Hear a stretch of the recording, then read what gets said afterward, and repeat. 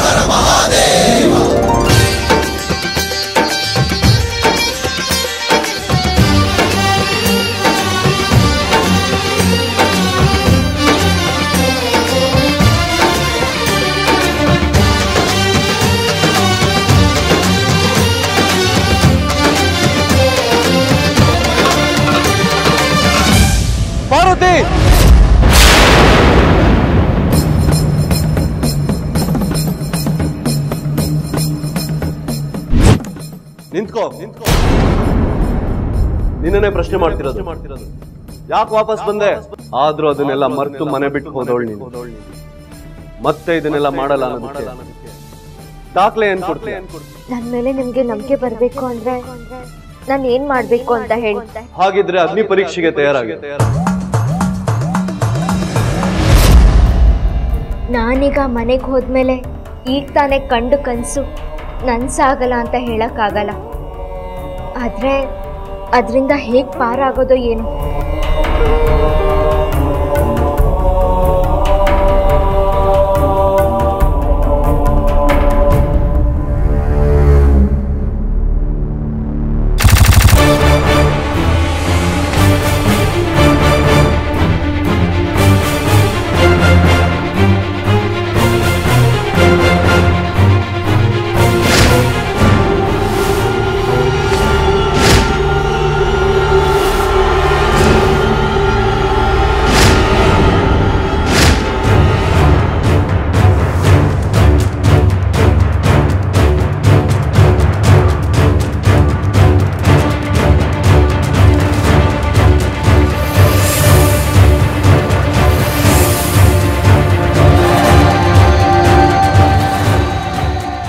ಪಾರ್ವತಿ ಸಿಕ್ಕಿದ್ದಾಳೆ. ಅವಳಿರೋ ಆಟದಲ್ಲೇ ನಾನು ಇದ್ದೀನಿ. ಮುಂದೇನು ಮಾಡಬೇಕು ಹೇಳಿ.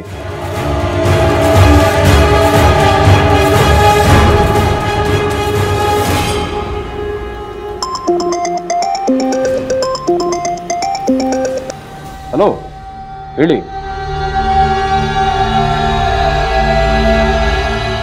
ಆಯಿತು, ಸರಿ, ಹಾಗೆ ಮಾಡ್ತೀನಿ.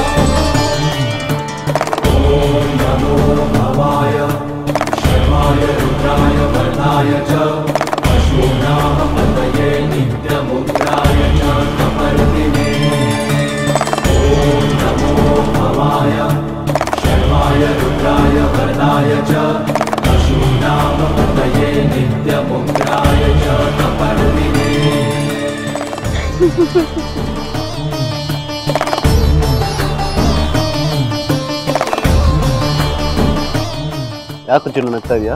ಅಣ್ಣ ಇರು ಬಂದೆ.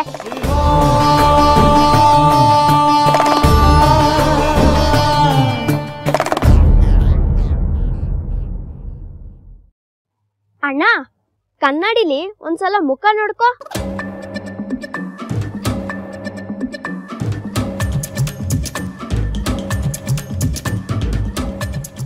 ನಿನ್ ಮುಖಕ್ಕೆಲ್ಲ ಮಣ್ಮೆತ್ಕೊಂಡು ಹೇಗ್ ಕಾಣಿಸ್ತಾ ಇದೀಯ ಗೊತ್ತಾ?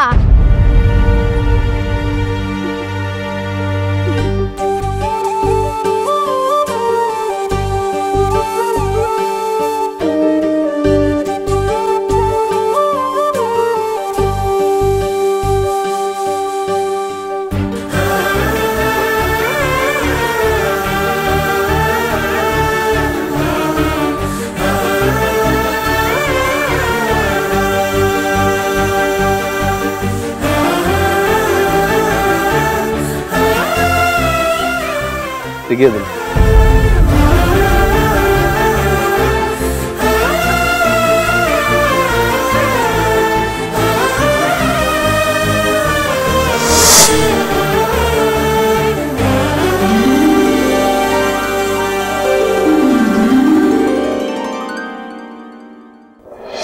ನಾಳೆ ಸೂರ್ಯೋದಯದೊಳಗಡೆ ಪಾರ್ವತಿ ಇಲ್ಲಿಗೆ ಬಂದ್ರೆ ನಾನು ಸಂಸಾರಿ ಆಗ್ತೀನಿ.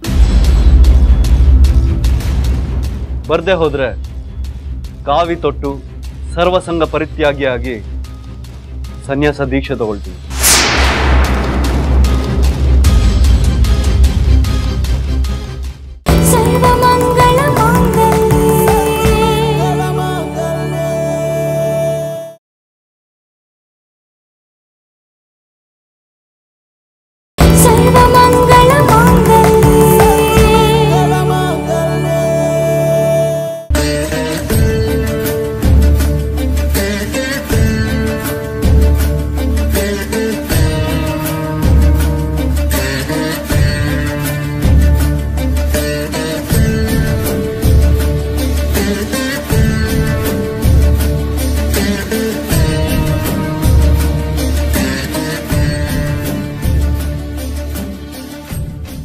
ಶಿವಲಿಂಗ ಮುಂದೆನೇ ಇದ್ರು ಮನಸ್ಸು ಬೇರೆ ಎಲ್ಲೋ ಇದ್ದ ಹಾಗಿದೆ. ಯಾಕೆ ಶಂಕರ? ಪಾರ್ವತಿ ನೆನ್ಪಾದ್ಲಾ? ಇಲ್ಲ ಚಿಕ್ಕಮ್ಮ, ಹಾಗೇನಿಲ್ಲ. ಬಾಯಿ ಸುಳ್ಳು ಹೇಳಿದ್ರು ನಿನ್ನ ಮುಖ ಸತ್ಯ ಏನು ಅಂತ ಸಾರಿ ಸಾರಿ ಹೇಳ್ತಾ ಇದೆ. ನೀನು ಅವಳದೇ ನೆನಪಲ್ಲಿ ಕೊರಗ್ತಿದ್ಯಾ ಅನ್ನೋದು ನನಗೆ ಸ್ಪಷ್ಟವಾಗಿ ಕಾಣಿಸ್ತಾ ಇದೆ. ಮನ್ಸಲ್ಲಿ ಇಷ್ಟೊಂದು ಗೊಂದಲ ನೋವು ತುಂಬಿರ್ಬೇಕಾದ್ರೆ ಶಿವಲಿಂಗ ಮಾಡ್ಕೊಂಡು ಕೂತಿದ್ಯಲ್ಲ, ನಿನಗೇನು ಹೇಳಬೇಕು ಅಂತ ಗೊತ್ತಾಗ್ತಿಲ್ಲ ಶಂಕರ. ಸಂತೋಷ ತುಂಬಿರ್ಬೇಕಾಗಿದ್ದು ಈ ಮನೇಲಿ ಶೋಕ ತುಂಬಿರ್ಬೇಕಾದ್ರೆ ಈ ವಿಶೇಷ ಪೂಜೆ ಎಲ್ಲ ಬೇಕಿತ್ತ ಶಂಕರ? ನೀನೆಷ್ಟೇ ಪೂಜೆ ಪುನಸ್ಕಾರ ಮಾಡಿದ್ರು, ಮೂರ್ತಿ ಮಾಡಿ ಪ್ರತಿಷ್ಠಾಪನೆ ಮಾಡಿದ್ರು, ಎಷ್ಟೇ ವಿಶೇಷ ಪೂಜೆ ಮಾಡಿದ್ರು ಕೊನೆಗೆ ಆ ಶಿವ ನಿನಗೆ ಮಾಡೋದು ಅನ್ಯಾಯನೇ.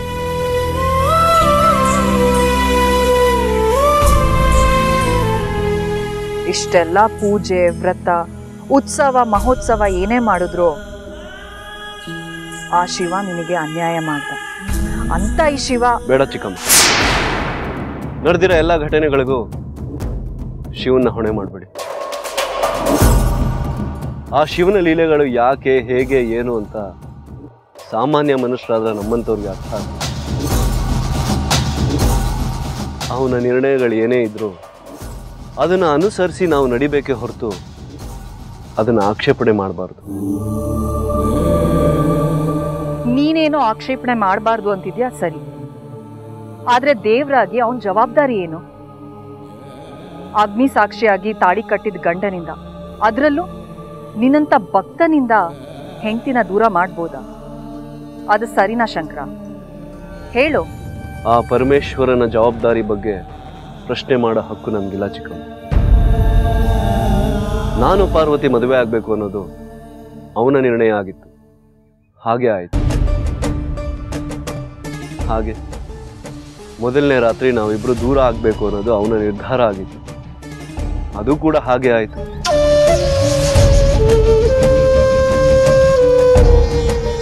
ಅದೇ ರೀತಿ ನಮ್ಮಿಬ್ರು ಮತ್ತೆ ಒಂದು ಮಾಡಬೇಕು ಅನ್ನೋದು ಅವನ ಸಂಕಲ್ಪ ಆಗಿದ್ರೆ ಆ ವಿಶೇಷ ಪೂಜೆ ದಿನ ಆ ಶಿವ ತನ್ನ ಜವಾಬ್ದಾರಿನ ನಿಭಾಯಿಸ್ತಾನೆ.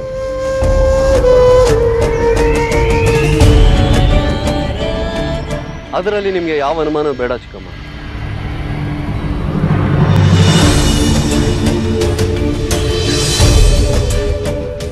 ಏ ಶಿವಪ್ಪ, ಇದು ನನ್ನ ಮನೆ ವಿಷಯ.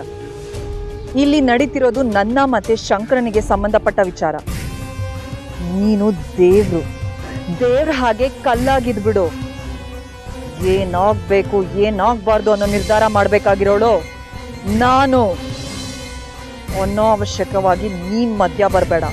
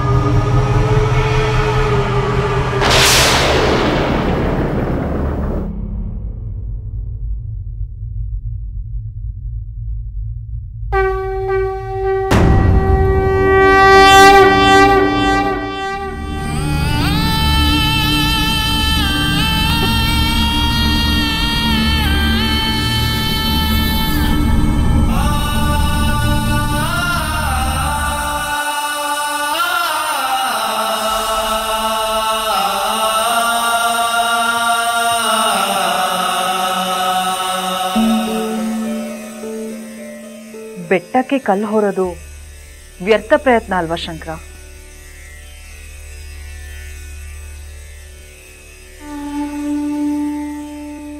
ಒಂದು ಪರಿಮಳದ ಮೂಲಕ, ಯಾವುದೋ ಸೂಚನೆಗಳ ಮೂಲಕ ಎಲ್ಲೋ ಇದ್ದ ಜೋಡಿ ಜೀವಗಳನ್ನ ಆ ಶಿವ ಒಂದ್ ಮಾಡ್ದ ಅನ್ನೋದಾದ್ರೆ, ಅದೇ ಜೋಡಿ ಜೀವಗಳನ್ನ ಆ ಶಿವನೇ ಯಾಕೆ ದೂರ ಮಾಡ್ದ ಶಂಕರ?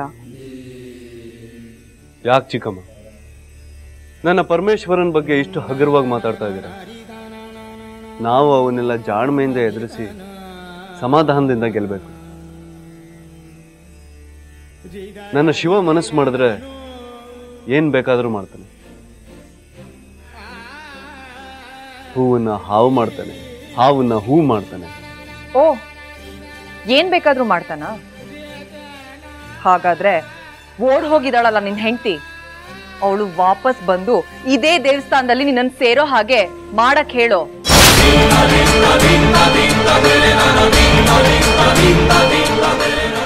ಆಗ ನಿನ್ ಶಿವನ್ನ ನಾನು ನಂಬ್ತೀನಿ.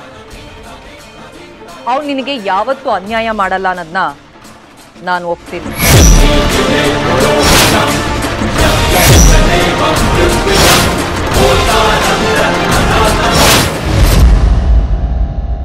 ಏ ಶಂಕರ, ನಾನು ಬರ್ತಾ ಇದ್ದೀನಿ. ಪುನಃ ಪಾರ್ವತಿ ನಿಲಯನ ನಮ್ಮ ಅಮ್ಮಮ್ಮನ ಹೆಸರಿಗೆ ಮಾಡಿಸ್ಕೊಳ್ಳೋದಕ್ಕೆ ಮತ್ತೆ ಬರ್ತಾ ಇದ್ದೀನಿ.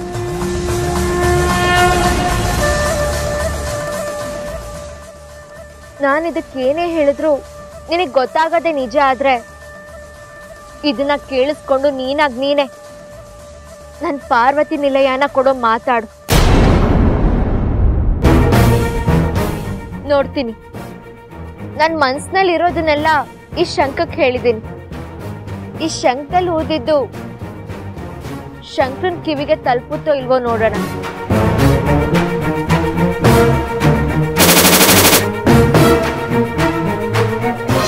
ನಾಳೆ ಸೂರ್ಯೋದಯದೊಳಗಡೆ ಪಾರ್ವತಿ ಇಲ್ಲಿಗೆ ಬಂದ್ರೆ ನಾನು ಸಂಸಾರಿ ಆಗ್ತೀನಿ.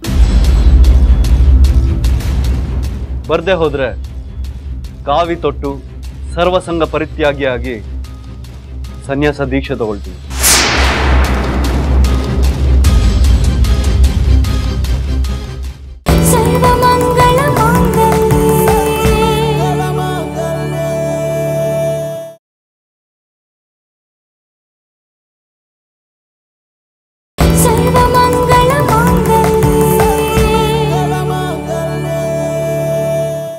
ನಿಮ್ಗೆ ನಂಬಿಕೆ ಬರಬೇಕು ಅನ್ನೋ ಕಾರಣಕ್ಕೆ ಶಿವನ ಪರೀಕ್ಷೆ ಮಾಡ್ತಿದ್ರೋ ಅಥವಾ ನನಗೆ ಶಿವನ ಮೇಲಿರೋ ನಂಬಿಕೆನೇ ಪ್ರಶ್ನೆ ಮಾಡ್ತಿದ್ದೀರ.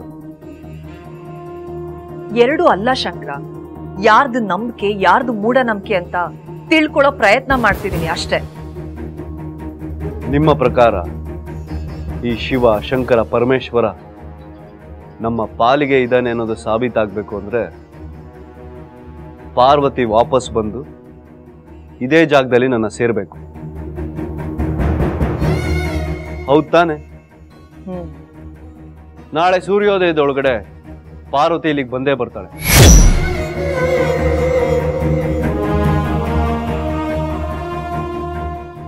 ಅದು ನನ್ನ ನಂಬಿಕೆ.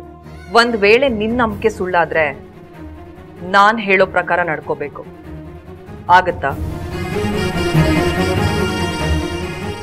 ಹೇಳಿ ಚಿಕ್ಕಮ್ಮ, ನಾನೇನ್ ಮಾಡ್ಬೇಕು? ತಪ್ಪು ತಿಳ್ಕೊಬೇಡ ಶಂಕರ.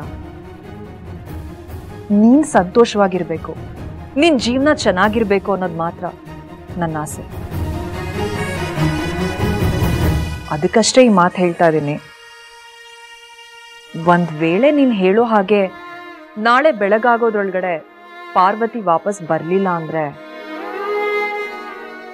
ನೀನು ಇನ್ನೊಂದು ಮದ್ವೆ ಆಗ್ಬೇಕು.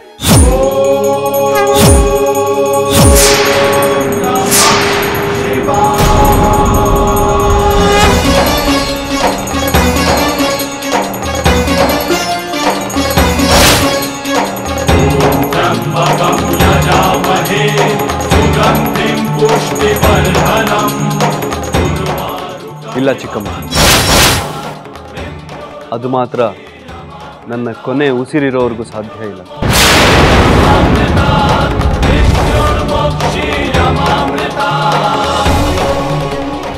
ನಾನು ಮೈಮರೆತು ಕೂಡ ಧರ್ಮಕ್ಕೆ ವಿರುದ್ಧವಾಗಿ ಕೆಲಸ ಮಾಡಲ್ಲ. ಯಾವ ಆಮಿಷಕ್ಕೂ ಬಲಿಯಾಗಲ್ಲ. ಅಂದ್ರೆ ಜೀವನ ಪೂರ್ತಿ ಹೆಂಡತಿ ಮಕ್ಕಳು ಇಲ್ಲದೆ ಸನ್ಯಾಸಿಯಾಗಿ ಬದುಕ್ತಿಯಾ? ಹಾಗೆ ಆಗ್ಬೇಕು ಅನ್ನೋದು ಈ ಶಿವನ ಇಚ್ಛೆ ಆಗಿದ್ರೆ ನಾನು ಸನ್ಯಾಸಿಯಾಗಿ ಬದುಕ್ತೀನಿ.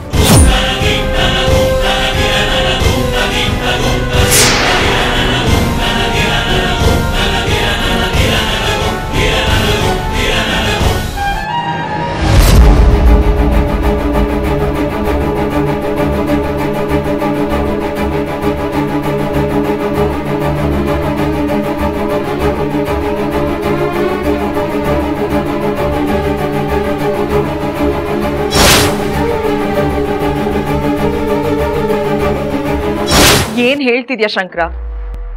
ಪಾರ್ವತಿ ಬರ್ಲಿಲ್ಲ ಅಂದ್ರೆ ನೀನ್ ಸನ್ಯಾಸ ದೀಕ್ಷೆ ತಗೊಳ್ತೀಯಾ? ನಾನು ಸಂಸಾರಿಯಾಗಿ ಬದುಕಬೇಕು ಅಥವಾ ಸನ್ಯಾಸಿಯಾಗಿ ಸೇವೆ ಮಾಡಬೇಕು ಅನ್ನೋದನ್ನ ಪರಮೇಶ್ವರ ನಿರ್ಧಾರ ಮಾಡ್ತಾನೆ.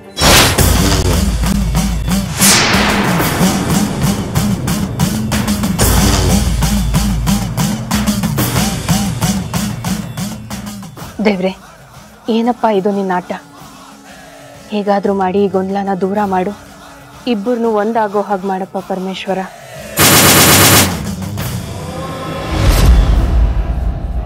ಈ ಕತೆ ನಿಜವಾದ ತಿರುವು ಸಿಗ್ತಾ ಇದೆ, ಮಜವಾದ ಆನಂದ ಸಿಗ್ತಾ ಇದೆ. ಇವನ್ ಸನ್ಯಾಸಿ ದೀಕ್ಷೆ ತಗೊಂಡ್ಮೇಲೆ ಆ ಪಾರ್ವತಿ ಬಂದ್ರು ಏನು ಪ್ರಯೋಜನ ಆಗೋದಿಲ್ಲ.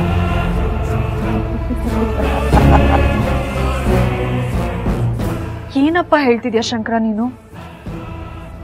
ನೀನ್ ಹೀಗೆಲ್ಲ ಮಾತಾಡಿದ್ರೆ ನನಗೆ ಕಳವಳ ಆಗುತ್ತೆ, ದಿಕ್ಕೆ ತೋಚದೇ ಇರೋ ಹಾಗಾಗುತ್ತೆ. ಇನ್ನೊಂದ್ಸತಿ ಯೋಚನೆ ಮಾಡು ಶಂಕರ, ಇದೆಲ್ಲ ಆಗೋದಲ್ಲ. ನಾನು ಮಾಡೋದನ್ನೇ ಆಡೋದು, ಆಡಿದ್ದನ್ನೇ ಮಾಡೋದು ಅಂತ ನಿಮಗೂ ಗೊತ್ತಿದೆ ಅಲ್ವಾ ಚಿಕ್ಕಮ್ಮ? ನಾಳೆ ಸೂರ್ಯೋದಯದೊಳಗಡೆ ಪಾರ್ವತಿ ಇಲ್ಲಿಗೆ ಬಂದ್ರೆ ನಾನು ಸಂಸಾರಿ ಆಗ್ತೀನಿ.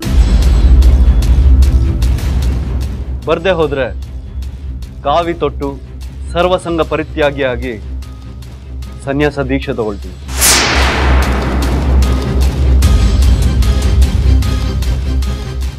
ಆವೇಶದಲ್ಲಿ ನಿರ್ಧಾರ ತಗೊಳ್ಳೋದು ಒಳ್ಳೇದಲ್ಲ ಶಂಕರ.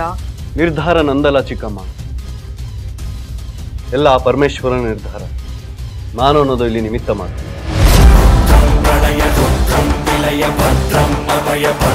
ವಿಜಯ ಸತ್ಯಂ ಅಖಿಲ ಸತ್ಯಂ ನಿಖಿಲ ಸತ್ಯಂ ಅಚಲ ನಿತ್ಯಂ ಸಬಲ ಶೌರ್ಯಂ ಪ್ರಮುಖ